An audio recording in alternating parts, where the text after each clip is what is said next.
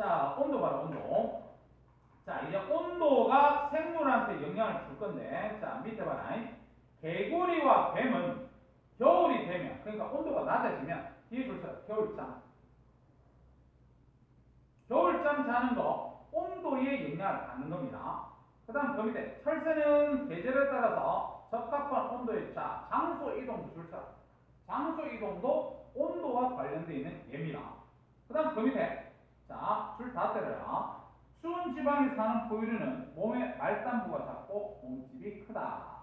그래서 그 이유가 뭐야? 그러면 그 밑에 있는 화살표를 보면 몸의 부피에 대한 체표면적의 비가 작아야만 열 방출을 줄여서 체온 유지하는 데 유리하다 이렇게 되어 있는데 우리 뭐 북극여우, 사막여우 얘기 많이 들었을 겁니다. 그래서 그런 게 온도와 관련되어 있는 얘다. 쌤 잠깐만 볼래? 이제 얘들은 보면 하나가 출제될 확률이 있거든요.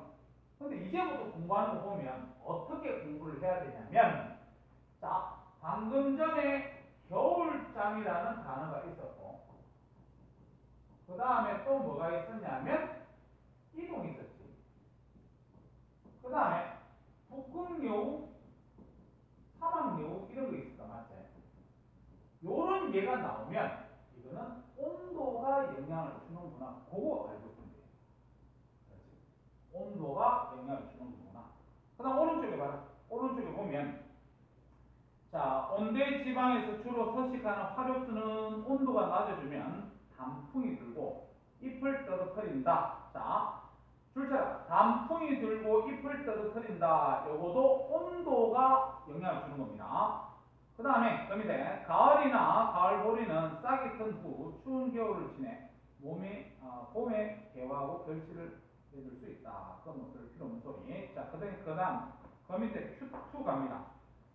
포유류의 경우 추운 지역에 사는 동물일수록 추운 지방에 살면 몸의 말단부가 작고 몸집이 크다.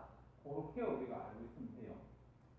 자, 그 다음 그 밑에 3번 물도 보내봐라. 물이 또 영향을 줍니다. 그러면 물이 영향을 주는 게 뭐가 있니? 밑에 한번 볼게. 곤충은 몸 표면이 키틴질로 되어 있다. 줄처럼 키틴질 줄치고 뒤에 파충류는 표면이 비늘로 되어 있다. 줄치고 그 다음에 조류와 파충류의 뒤에 줄쳐라. 알은 단단한 껍데기로 되어 있다. 줄쳐서 화살표 줄쳐라. 수분 증발 방지한 예입니다. 이게. 자, 곤충의 딱딱한 키틴질, 그 다음에 파충류의 비늘, 그 다음에 알은 단단한 껍데기로 되어 있는 것은 수분 증발 방지의 예고. 그 다음에 오른쪽에 그거 별표 3개쯤 때려라. 오른쪽에 별표 3개쯤 때려서 자, 건생식물 출처. 건생식물, 건자가 건조한데야. 건조한데. 그래서 오른쪽에 저수조직 발달 출시돼요. 그러니까 저수조직이 물을 저장할 수 있는 조직이 발달돼야 돼요. 얘들은. 그 밑에 선인장 하나 줄 때로 놓고. 그 다음에 그 밑에 제일 밑에 봐야 되겠네. 제일 밑에 수생식물 줄쳐라. 수생식물. 그럼 수생식물 같은 경우는 물에서 사는 식물이야. 물에서 사는 식물은 물이 충분할 거니까 흡수할 필요 없겠지, 맞지? 그래서 오른쪽에 줄쳐. 뿌리가 잘 발달되어 있지 않습니다. 대신 뒤에 줄쳐. 통기 조직이 잘 발달. 그러니까 공기가 잘 드나들어야 된다. 그렇게만 우리가 보면 되겠다. 그래서 그거는 방금 전에 얘기했던 것들이 만약 문제에서 나오면 물이 영향을 주는 요인. 그렇게 보면 됩니다. 자, 그 다음 그 밑에 Q3 한번 볼게.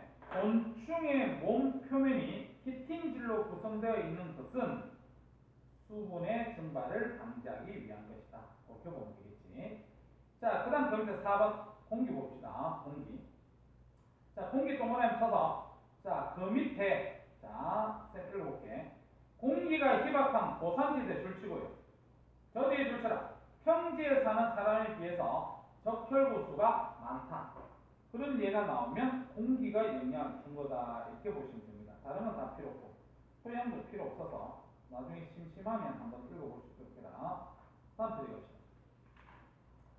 자, 다음 페이지. 개체군의 특성 이렇게 돼 있다. 자, 여기 줍니다.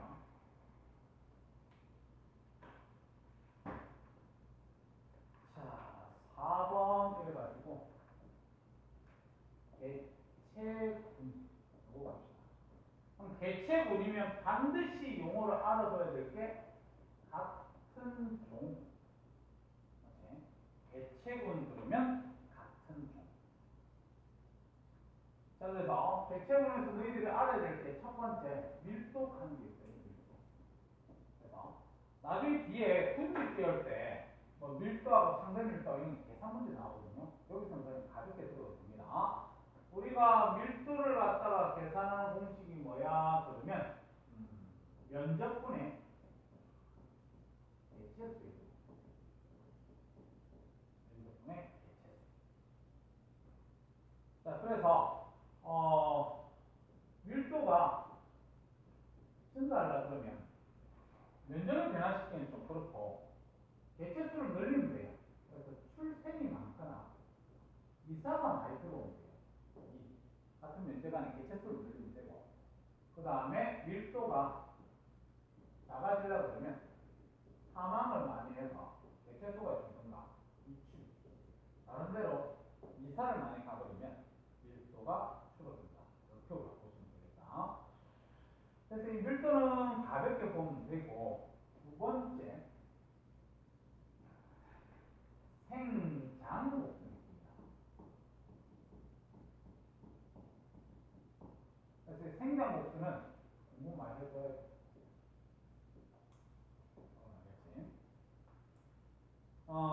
생장곡선이 어떻게 생겨먹은 겁니까? 그러면 그래가지고 여기가 개체수, 그 다음 여기가 시간, 이렇게 돼요. 개체수, 시간.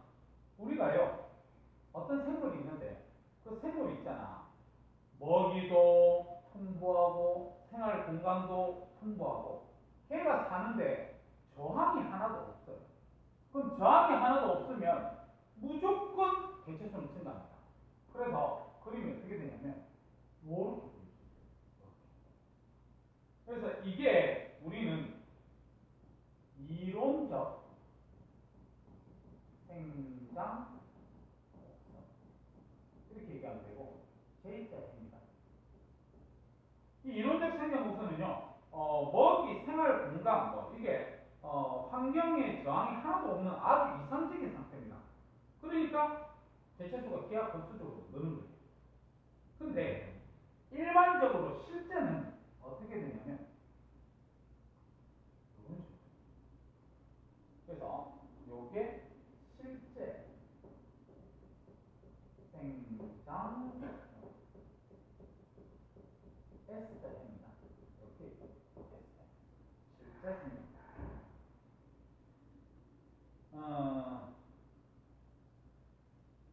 그래서 이게 실제 생명 곡선인데 지금 요 이후로는 더 이상 증가하지 못하잖아, 맞지?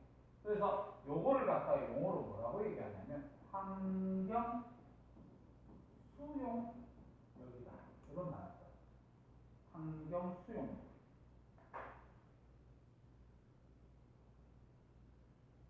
환경 수용력이 뭐야? 그러면 개체수의 한계입니다. 개체수의 한계값. 그러니까 먹이가 부족해 있을 수도 있고 면적이 부족했을 수도 있고 그렇잖아, 맞지? 그러면 원래 이상적이면 개체수가 기하급수적으로 느는데 실제는 이렇게 가다가 나중에 더 이상 증가하지 못해. 증가하지 못하는 이유는 요 사이 간격이 있지. 요거를 갖다가 우리는 뭐라고 얘기하냐면 환경 저항이랍니다. 환경 저항. 그래서 이 개체수에 억제하는 요인을 갖다가 우리는 환경 저항이라고 해요. 환경 저항은 뭡니까? 그러면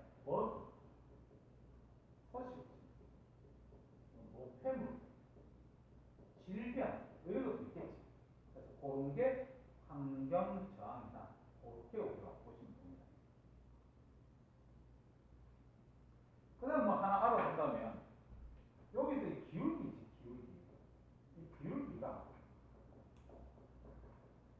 시간분의 개체수잖아. 이 시간분의 개체수기 때문에 같은 시간 동안에 얼마의 개체수가 넣냐 자식에서 증가 속도를 의미한다. 그렇게 우리가 받았습니다.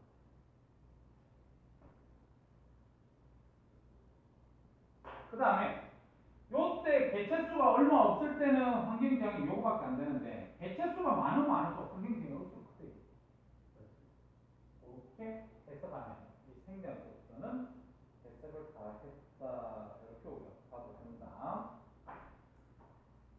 자, 그 다음에 3번 이제는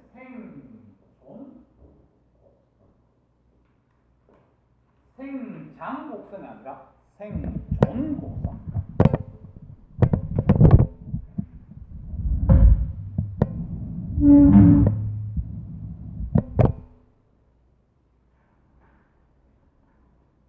자, 생존곡선이 뭡니까? 이렇게 얘기를 한다면 말 그대로 그냥 수명을 나타내는 거예요.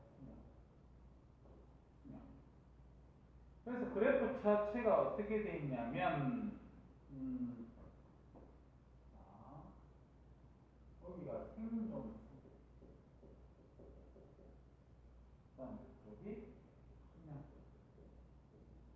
이렇게 보면 어떤 유형을 보면요.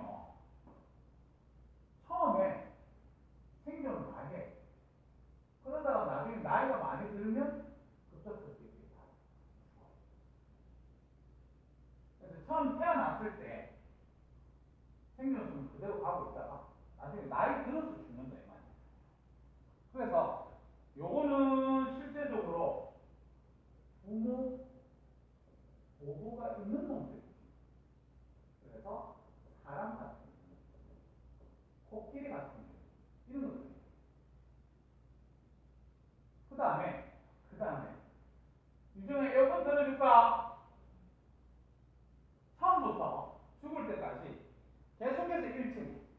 그러니까 태어나는 것도 일정, 뭐 사망하는 것도 일정. 이런 것들. 그래서 연마가 좀 외워주세요. 누가 해야 되냐면 다람쥐 같은.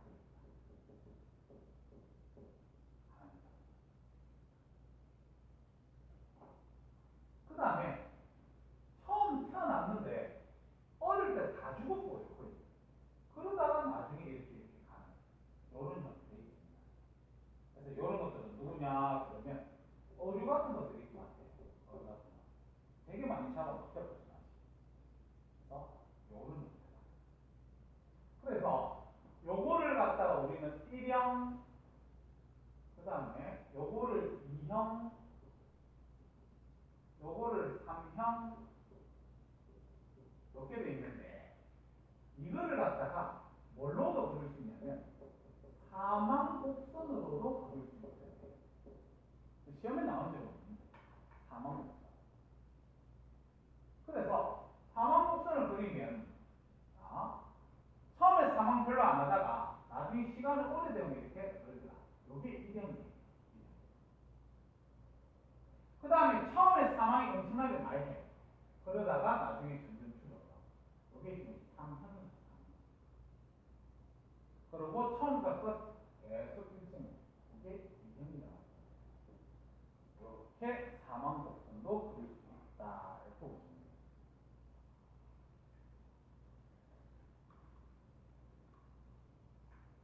됩니다. 이제 여기까지 책 잠깐만 봅시다. 자, 우리 책 264쪽에 개체군의 특성 그래서 자 1번에 개체군의 밀도. 자 밑에 표에 밀도 계산 공식이 있습니다. 작은 별표 하나 때려서 공식만 기억하자. 밀도 동그라미 치고 분모의 면적 동그라미 치고 분자의 개체수 동그라미 치면 됩니다. 면적분의 개체수가 밀도다. 이렇게 보면 되고 그 밑에 있는 그림이 무슨 그림이니? 그러면 파란색이 보면요. 출생과 이입이 많다 그러면 밀도가 증가하는 요인이고 빨간색이 뭐냐면 사망과 이출이 많다 그러면 밀도가 감소하는 요인에 속한다. 이렇게 보면 되겠다. 자, 그 다음 그 밑에 2번 개체군의 생장곡선 출시되기 생장곡선. 그래서 생장곡선 앞에 별표 3개 때려. 잘 나오니까 생략곡선이 뭐야? 그러면 시간에 따른 개체군의 개체수 변화를 갖다 그래프로 나타낸 것이다. 이렇게 돼 있는데 밑에 표에 그냥 한번 눈으로 보면 됩니다. 이론적 생략곡선. 오른쪽 그림에 빨간색 그림이지 맞지? 생식 활동의 제약을 받지 않으며 개체수가 계속 증가해서 J자 모양을 나타낸다. 이론적 생략곡선. 실제 생략곡선. 그게 파란색이 맞지? 자연 상태에서 개체군의 밀도가 높아지면 환경 저항이 증가해서 S자 모양이 나타난다. 실제 생략곡선이 S자 모양이라는 거 알아놓고 그럼 이제 환경 저항 줄수 환경 저항. 자, 환경 저항의 용어를 알아둬라 알겠지? 오른쪽에 뭐라고 되어 있냐면 개체군의 생장을 억제하는 환경 요인이다. 그래서 서식 공간과 먹이 부족, 목표물 축적, 그 다음에 경쟁, 질병. 요걸 보면 지금 개체수가 많을 때 이때 경쟁도 심합니다. 알겠죠? 개체수가 많을수록 경쟁도 심해지는 거야. 자, 그 다음 그 밑에 환경 수용력 불철. 용어 알아두세요. 환경 수용력. 주어진 환경 조건에서 서식할 수 있는 개체군의 최대 크기다. 이렇게 돼 있네. 됐습니다. 밑에 탐구 자료창이 있는데 그 글자 다 읽을 필요 없고요. 그 그래프 한번 보세요. 그래프. 효모를 갖다가 키워보니까 효모가 처음에는 계속해서 증가하다가 개체수가 증가하다가 나중에는 일정해지더라. 그래서 S자형을 띠더라. 그 그림이고 265쪽 넘어왔어요. 265쪽에 거기에 있는 다른 실험 도구도 우리 S자형을 띠지 맞죠? 녹색이나 빨간색이나 다 S자형을 띈다. 그렇게 보면 됩니다. 자, 그 다음 그 밑에 3번 개체군의 생존 곡선 출처. 생존 곡선. 자, 생존 곡선. 자, 1형부터 줄치고. 자, 적은 수의 개체를 낳지만 초기 사망률이 낮고 대부분 개체가 생리적 수명을 다 하고 죽더라. 예, 사람 코끼리 출동자. 그리고 오른쪽 그림 이제 전체적으로 동그라미 좀 쳐놔라. 생존 곡선입니다. 1형 그림 잘 봐놓고 녹색이다. 2형 표에서 2형 줄쳐라. 2형 얘 줄쳐라. 다람쥐 초식 동물 뭐 이런 데 있는데 하여튼 뭐 히드라 비둘기 조류 뭐 이런 것들이 2형에 속한다. 오른쪽 그래프에 빨간색 2형이다. 3형 줄쳐가지고 자, 많은 수의 자손을 낳지만 초기 사망률이 높아서 성체로 생겨나는 개체수가 적은 예. 자, 어패류들이 오른쪽 그림에 보라색 개체. 보라색이 삼성이다. 그랬죠. 삼성. 자, 그 다음에 선생님이 필기는 안 했지만 그 밑에 연령 피라미드를 줄쳐라. 연령 피라미드. 그래서 연령 피라미드 앞에 작은 별표 하나만 좀 때려놔. 연령 피라미드. 고도 용어를 알아둬야 됩니다. 그래서 연령 피라미드 그래서 지금 세 개 그림이 나와 있는데 지금 요런 삼각형 그림 첫 번째 거 있지? 그래서 우리가 이 그림을 볼 때 뭐를 갖다가 봐야 되냐면 요거 봐야 됩니다. 누구냐면 생식전 연령층. 그것만 좀 동그라미 쳐둘래요. 생식전 연령층. 생식전 연령층으로 우리가 해석하면 됩니다. 요 제일 오른쪽에 있잖아요. 제일 오른쪽을 보니까 여기 생식전 연령층, 생식 연령층, 생식 후 연령층 이렇게 돼 있지 맞죠? 그래서 생식전 연령층을 동그라미 쳐주면 된다. 그래서 지금 첫 번째 있는 그림은요. 생식전 연령층이 가장 수가 많아요. 그래서 이걸 갖다 우리 뭐라고 그러냐면 발전형 줄쳐라. 발전형. 그러니까 앞으로 시간이 지나더라도 생식전 연령이 많으니까 이 피라미드는 되게 안전한 구조예요. 그 다음 두 번째 그림 봐라. 두 번째 그림 보면 이렇게 종모형으로 되어 있지만 종모형으로 되어 있는 거는 생식전 연령층하고 생식 연령층하고 거의 비슷해요. 그래서 이걸 갖다 그냥 안정형 그렇게 줄쳐놓으면 되고 그 다음 세 번째 그림 보면 위에가 이렇게 크고 밑에가 이렇게 작지만 그래서 생식전 연령층이 제일 작지. 쇠퇴형 줄쳐놓습니다. 쇠퇴형. 그래서 용어를 그런 식으로 쓴다는 것만 알아주면 되겠다. 다음 페이지 가시죠. 자, 다음 페이지 5번 개체군의 주기적 변동 출처. 주기적 변동.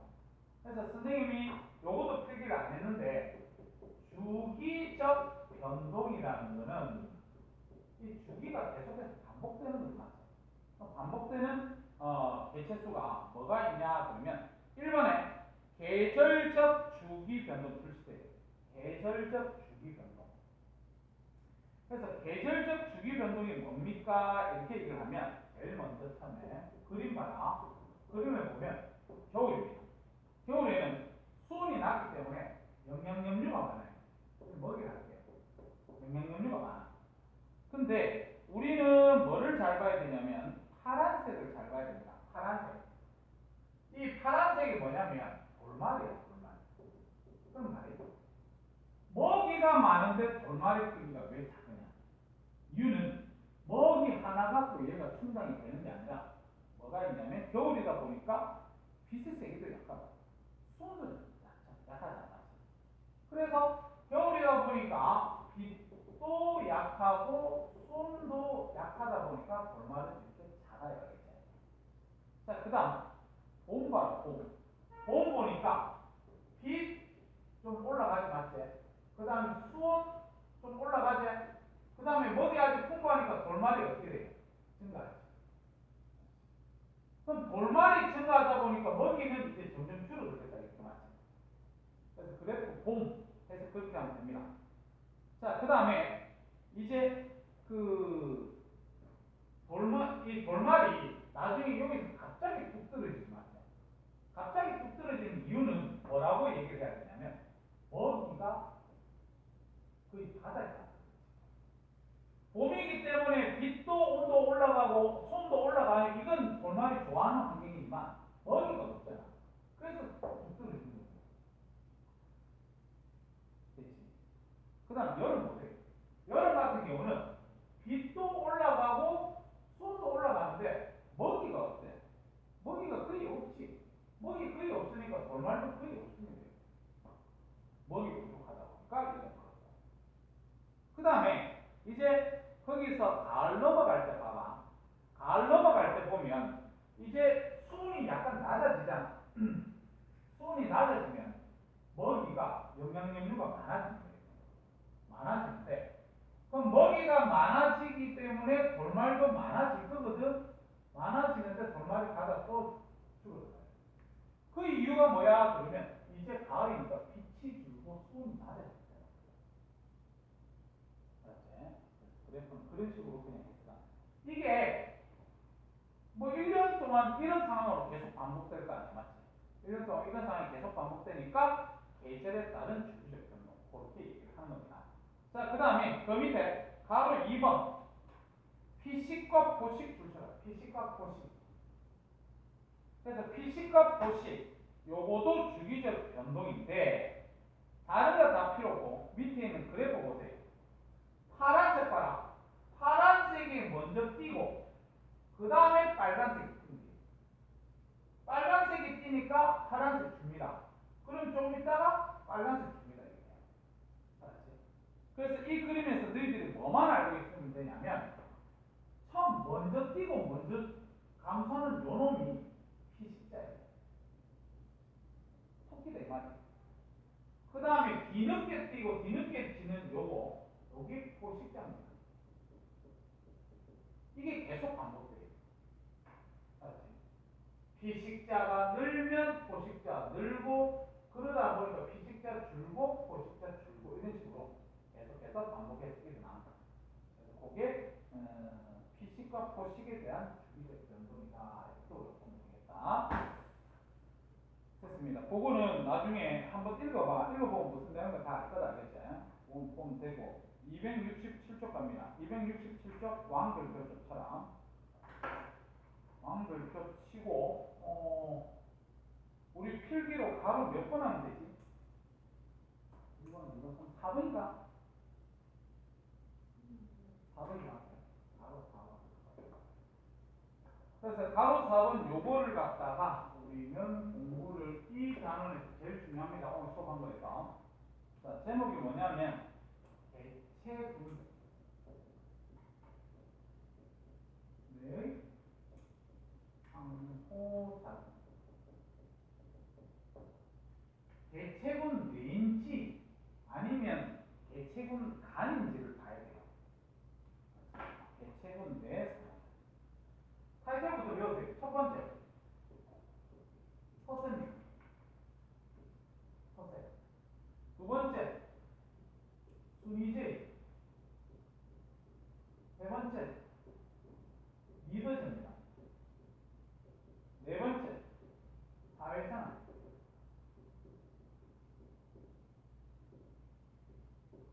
다섯 번째, 가족. 일단 이런 것들이 나오면 개체군 내 상호작용이라는 걸 알아야 돼요. 개체군 내 상호작용. 그래서 텃세가 뭐야? 그러면 텃세는 자신의 공간 차지. 공간 차지하는 거. 그게 바로 우리 텃세다 맞지? 그래서 우리가 텃세 그러면 누구를 기억해야 되냐면 은어 아니면 까치 이런 것도 텃세 심하다. 얼룩말 이게 텃세고. 그 다음에 순위제. 순위제는 힘의 서열이기도 합니다. 힘의 서열. 그 다음 알아둬야 될 게 얘는요 순위가 정해진다. 순위가 정해진다는 게 어떤 무리에서 1등부터 꼴찌까지 순위가 다 정해져요. 알았지? 그래서 제일 대표적인 게 다. 그 다음에 리더제. 리더가 행동을 지휘합니다.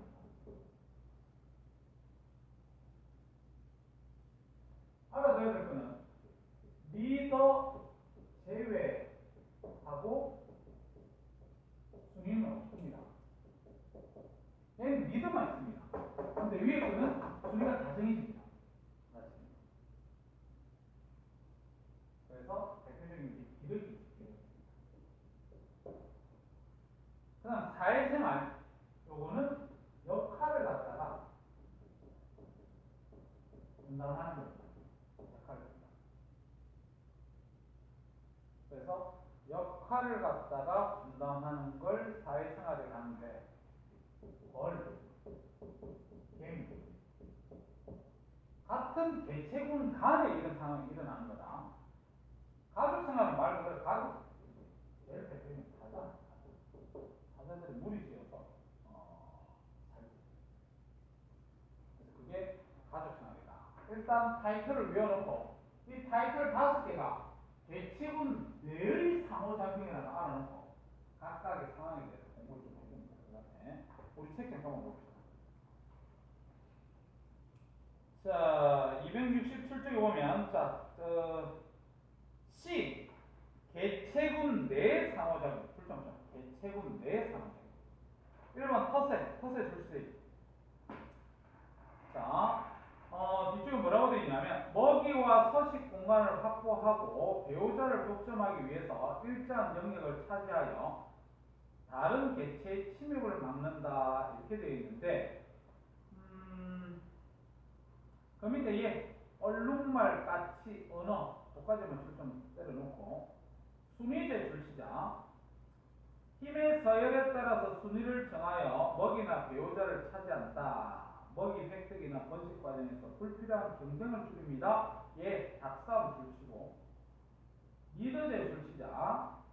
경험이 많은 한 개체가 리더가 되어서 무리 전체를 통솔한다. 예, 기르기 줄치면 되겠다. 그 다음에 사회생활 줄쳐가지고 역할에 따라서 계급과 업무를 분담해서 생활을 합니다. 밑에 예, 개미, 벌, 얼무 줄 때는 되겠고. 그 다음 5번 가족생활 줄쳐라. 혈연관계인 개체들이 무리지어서 생활한다. 이래가지고 거기에 보니까 사자가 나와있다. 맞지? 그래서 오른쪽 잠깐만 볼래요? 오른쪽에 보면 언어의 텃세 그거 잠깐만 볼게. 언어는 수심이 얕은 곳에서 개체군을 형성하는데 각각 서식하는 범위가 정해져 있다. 이렇게 확보된 서식 공간을 세력권이란다. 밑에 그림 보니까 점선으로 그어져 있는 거기를 세례권이라 한다. 서식 범위가 정해져 있으면 서식 공간과 먹이를 두고 불필요한 경쟁을 피할 수 있고 특정 지역에서 언어의 개체수가 지나치게 많아지는 또 막을 수가 있다. 이렇게 한번 읽어보면 되고 그 밑에 주의해야 할 바가 순위제와 리더제의 차이. 순위제는 개체군 내의 모든 개체들의 서열이 정해져 있지만 리더제는 리더를 제외한 개체군 간의 서열은 없다. 그렇게 한번 가시면 됩니다. 다음 페이지 넘어가죠. 자, 다음 페이지에 가로는 있지. 그거만 지금 빨리 한번 써보자.